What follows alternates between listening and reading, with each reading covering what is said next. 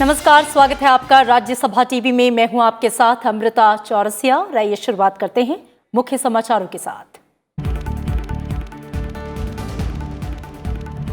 राज्यसभा में राष्ट्रपति के अभिभाषण से जुड़े धन्यवाद प्रस्ताव पर हुई आगे की चर्चा। केंद्रीय मंत्री धर्मेंद्र प्रधान ने कहा, सरकारी नीतियों से सुनिश्चित हुआ सबका साथ, सबका विकास। बीजेपी सांसद ज्योतिरादित्य सिंधिया ने की कोविड महामारी से निपटने के केंद्र के प्रयासों की सराहना। विपक्ष ने दोहराई कृषि कानून को वापस लेने की मांग।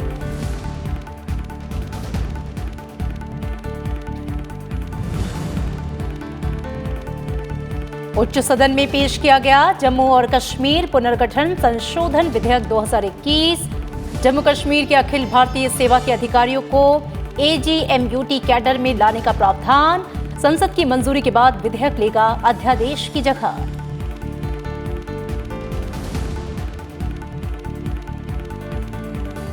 और राज्यसभा में सभापटल पर रखी गई कई संसदीय समितियों की रिपोर्ट। सीमा द्विवेदी ने प्रस्तुत किए विज्ञान और प्रौद्योगिकी, पर्यावरण, वन और जलवायु परिवर्तन संबंधी स्थायी समिति के प्रतिवेदन। सरोज पांडे ने रेल और सुशील कुमार मोदी ने शहरी विकास संबंधी स्थायी समितियों के प्रतिवेदन किए पेश।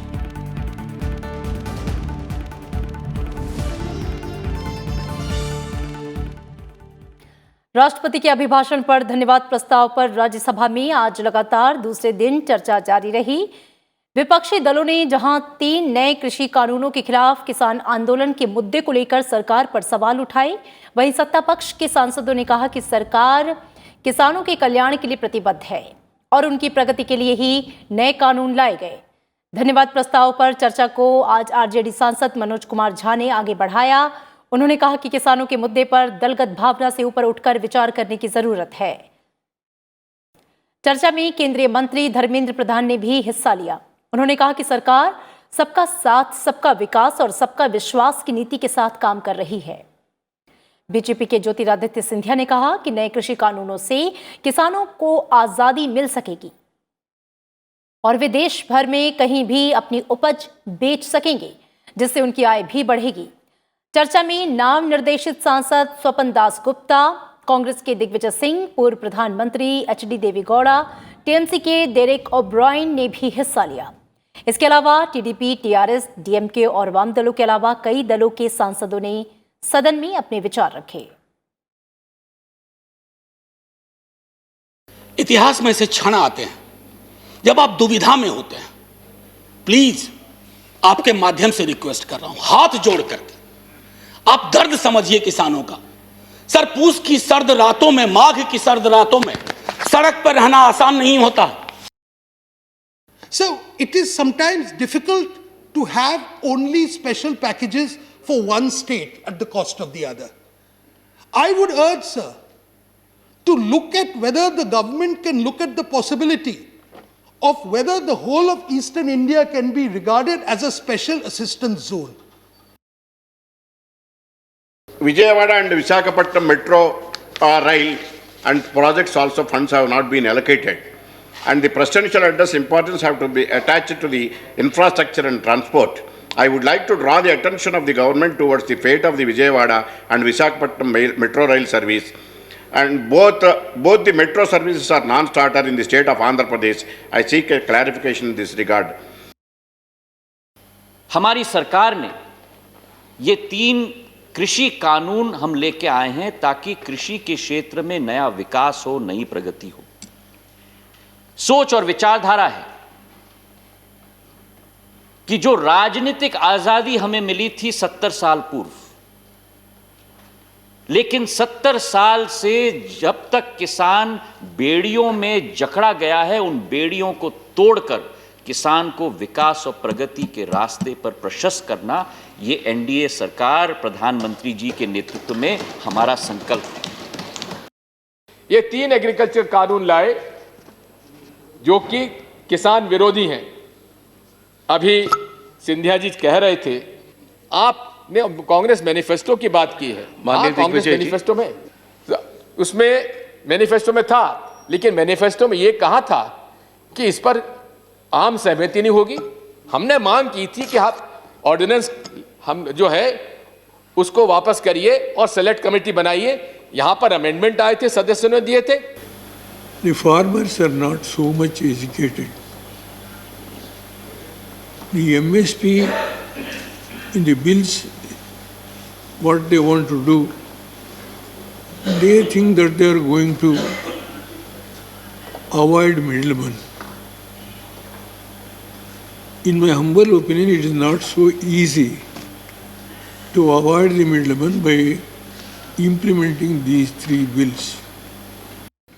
The Prime Minister of India said by 2022, farmer income will be doubled. That's a promise. At current rates, if that were to happen, it will not happen before 2028. It is important to remind ourselves the principles of secularism. All of us should join together to fight hatred and divisive forces. There is an idea of India that our constitution makers had in their minds. It was one of appreciation of different cultures, religions, languages, not merely of the tolerance. It is such country that I want my children to inherit. Sir, in agriculture sector, our Telangana government doing good initiation to increase the income of the agriculture farmers, sir. As it is, we are giving 24 hours power supply, free power supply, without any interruption, quality power supply to the farmers. मैं पूरी जिम्मेदारी के साथ कहना चाहता हूं सदन के अंदर, दिल्ली के मुख्यमंत्री अरविंद केजरीवाल, आम आदमी पार्टी किसानों का साथ दे रही थी, देती रहेगी। What is their demand? Why can't the government accept this demand? Repeal and re-enact. There is no legislative difficulty. Repealing this act, you can bring that on table and re-enact it. What they want? They want MSP, guaranteed for all. And they also want secured procurement. It's the basic duty of the government to procure for our food safety. Country is being mortgaged into private entities, sir. Republic is a misnomer. Rashtrapati speaks a lot about Atmanirbhar Bharat. There is nothing but a catchy slogan aimed at hoodwinking the citizen. The Honorable Modi's government completely changed the mindset of those people who fear the Chinese army, who fear the Chinese invasion.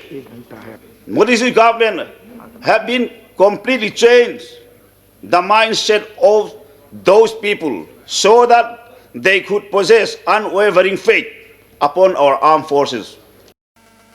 MSP को क्यों कानून में नहीं लाया जाता था? आपने कभी लाया था क्या? आपके पास तो पीढ़ी दर पीढ़ी, खानदान की 4-4 पीढ़ी देश संभालने के लिए मौका आपको मिला। अनेक राज्यों में आपकी जागीर आप समझ के शासन चलाए, कब आपने कानून में लाया था? आपके समय में एक साल में 97,110 करोड़ एमएसपी दिया गया था और हमारी समय में एक साल में वो संख्या बढ़ के लगभग 2,60,000 करोड़ हुआ है। अब हमें प्रश्न पूछते हो, काम करने वाले को, ईमानदार व्यक्ति को, किसान हितैषी को आप प्रश्न पूछते हो।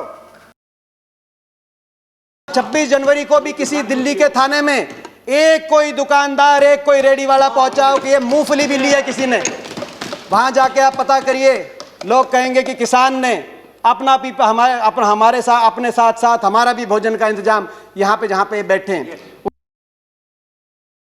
I request the PM to go and listen to the Mann Ki Baat in Singhu border, in Tikri border, in Kasipur and to Shahjahanpur. There is the real Mann Ki Baat, not in the power corridors, sir. And this address completely ignored them, neglect them. Jammu Kashmir पुनर्गठन संशोधन विधेयक 2021 आज राज्यसभा में पेश किया गया। केंद्रीय गृह राज्य मंत्री जी किशन रेड्डी ने जम्मू कश्मीर पुनर्गठन अधिनियम 2019 में संशोधन करने वाले विधेयक को सदन में पेश किया। संसद की मंजूरी के बाद ये विधेयक इसी साल 7 जनवरी को जारी अध्यादेश की जगह लेगा। इसके जरिए जम्मू कश्मीर के अखिल भारतीय सेवा के अधिकारियों को AGMUT कैडर यानी कि अरुणाचल प्रदेश, गोवा, मिजोरम और केंद्र शासित प्रदेश कैडर में लाने का प्रावधान किया गया है। इससे केंद्र शासित प्रदेश कैडर से जम्मू कश्मीर में अखिल भारतीय सेवा के अधिकारियों की तैनाती के लिए बेहतर अवसर उपलब्ध होंगे।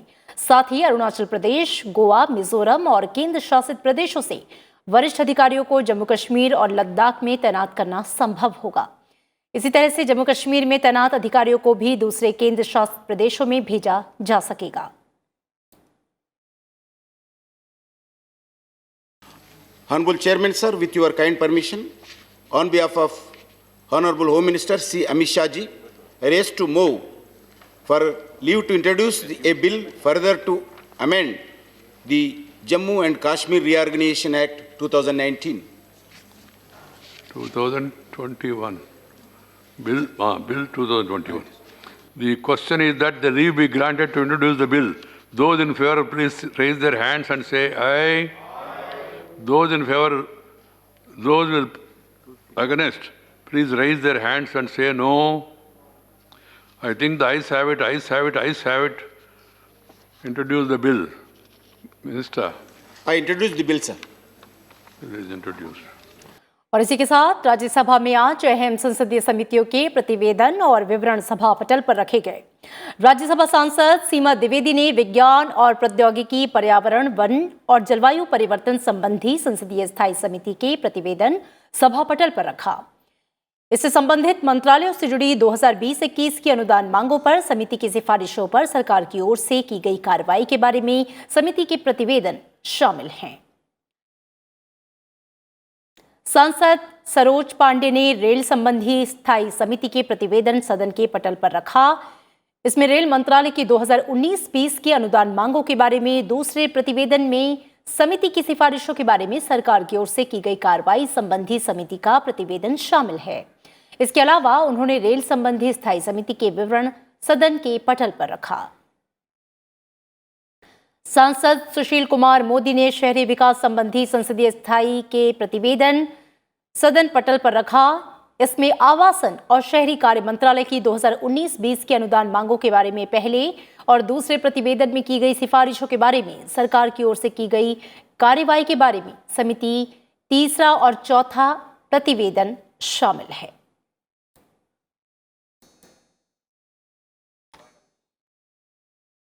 और इसी के साथ राज्यसभा समाचार में इतना ही। दीजिए इजाजत। नमस्कार।